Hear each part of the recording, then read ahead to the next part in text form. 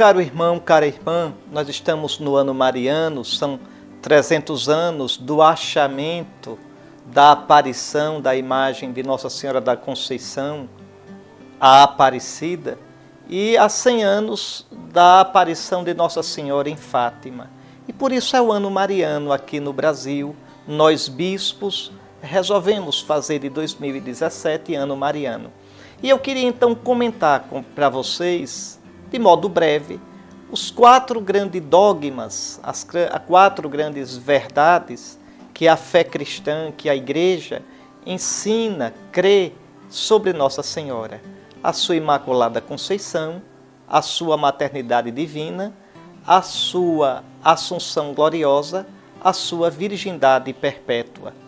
Então, hoje vamos falar sobre a Imaculada Conceição. O que é que nós cremos? O que é que a palavra de Deus revela? O que é que a fé da Igreja aprofundou sobre isso?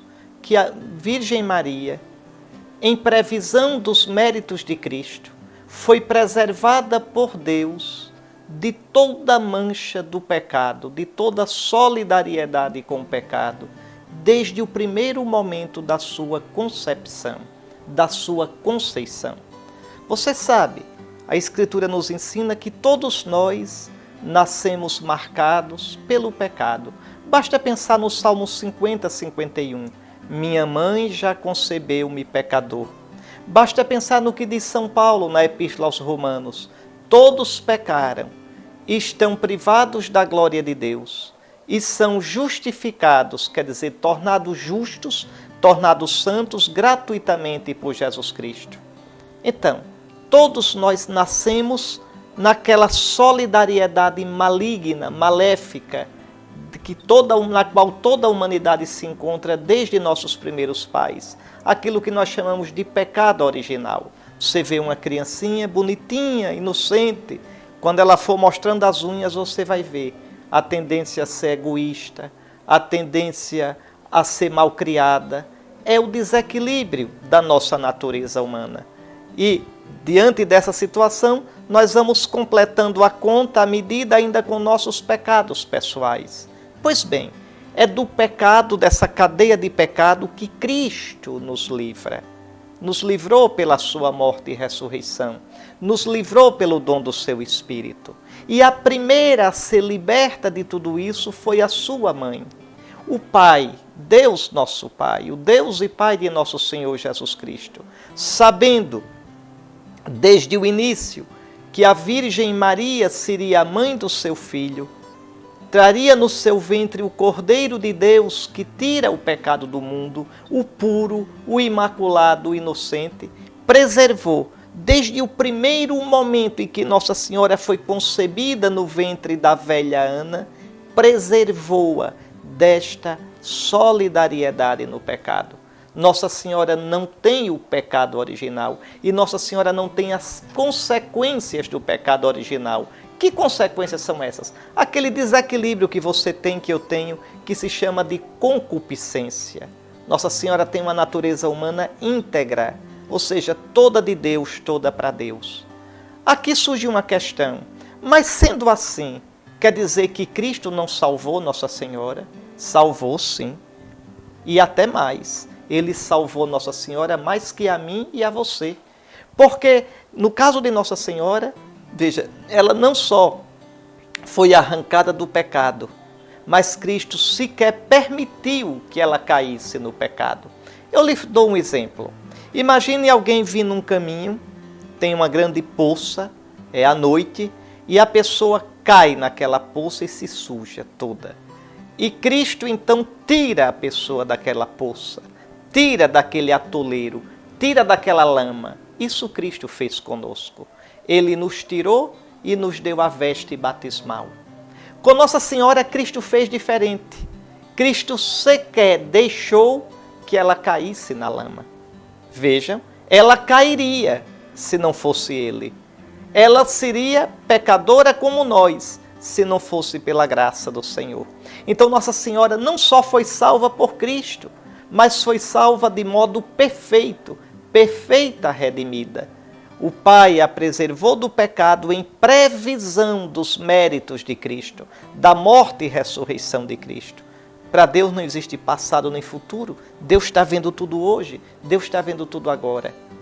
E a Escritura dá margem a que a igreja ensine isso? Só dá.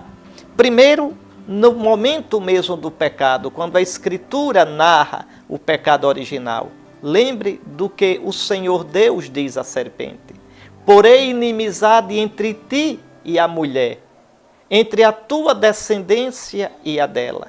Então, existe uma inimizade de morte entre o mal, o pecado e a mulher.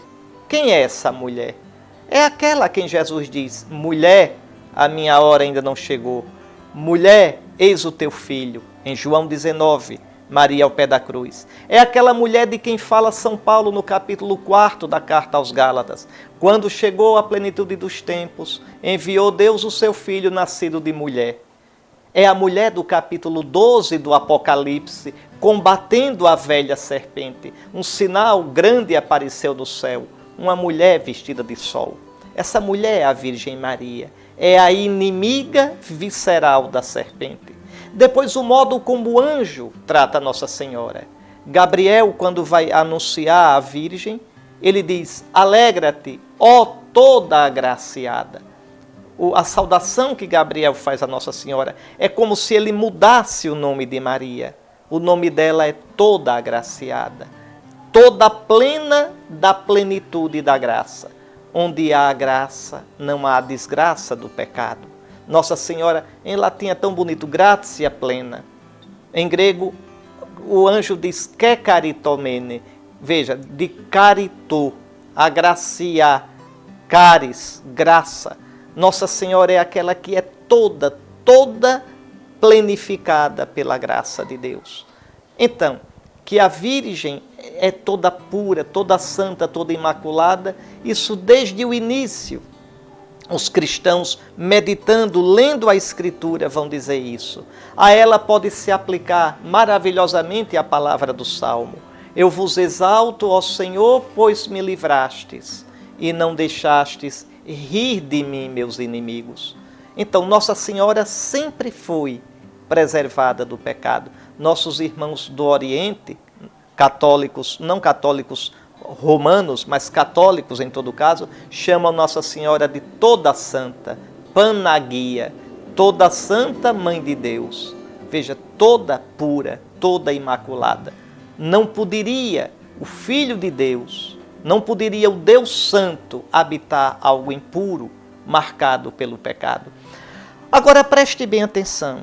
Isto, repito, em nada diminui a dependência que Nossa Senhora tem de Cristo. Pelo contrário, mostra como é grande a graça de Cristo.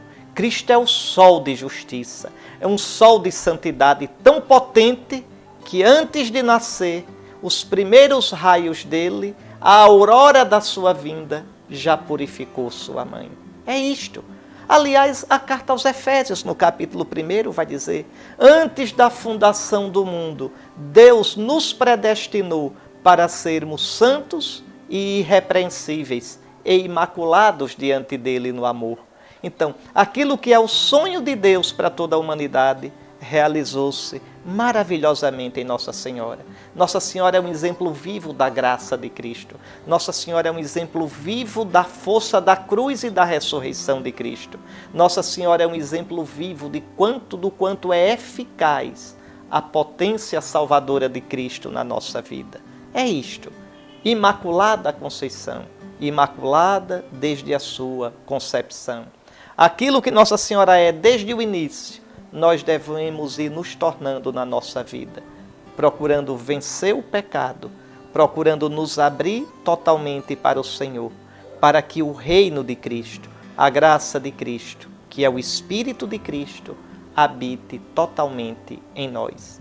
Então este, o primeiro dos 4 dogmas a respeito da Virgem Maria. Graça seja dada a nosso Senhor Jesus Cristo, que fez maravilhas na sua mãe. Por isso ela diz: todas as gerações hão de chamar-me de bendita, porque o Todo-Poderoso fez grandes coisas em mim. Deus abençoe você, pelas preces da toda Santa Virgem Maria, a Imaculada.